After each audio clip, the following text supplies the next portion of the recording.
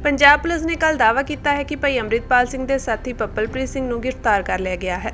शुरुआती खबरों अनुसार पप्पलप्रीत सिंह नूं दिल्ली फिर हुशियारपुर तो गिरफ्तार दस्सिया गया, पर शाम वेले प्रैस कॉन्फ्रेंस राही पुलिस ने दावा किया कि पप्पलप्रीत सिंह नूं कत्थू नंगल नेड़े अमृतसर तो गिरफ्तार किया है। पप्पलप्रीत सिंह जिहड़ा मेन एसोसीएट आ अमृतपाल सिंह दा, ਉਹਨੂੰ पंजाब पुलिस ने और खास करके अमृतसर रूरल पुलिस ने कत्थू नंगल ਦੇ ਏਰੀਏ ਤੋਂ गिरफ्तार किया है। ਇਹਦੇ ਵਿੱਚ ਕਾਫੀ ਦੇਰ ਤੋਂ ਬਹੁਤ ਸਾਰੇ ਵਾਈਟਲ ਕਲੂ ਸੀਗੇ ਜਿਨ੍ਹਾਂ ਦੇ ਉੱਤੇ ਕੰਮ ਹੋ ਰਿਹਾ ਸੀਗਾ और बहुत शलाघा का काम किया अमृतसर रूरल पुलिस ने।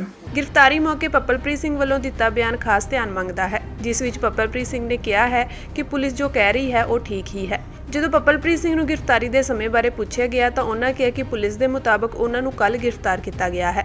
पुलिस की गिरफ्तारी होंदे हुए यह बयान दे जाना पुलिस की कार्यशैली ते वड्डे सवाल खड़े करता है तो इस गल तो भी इनकार नहीं किया जा सकता कि पप्पलप्रीत सिंह पहला तो ही पुलिस हिरासत में होण अते अजिहा ही कियास भाई अमृतपाल सिंह बारे लगाया जा सकता है।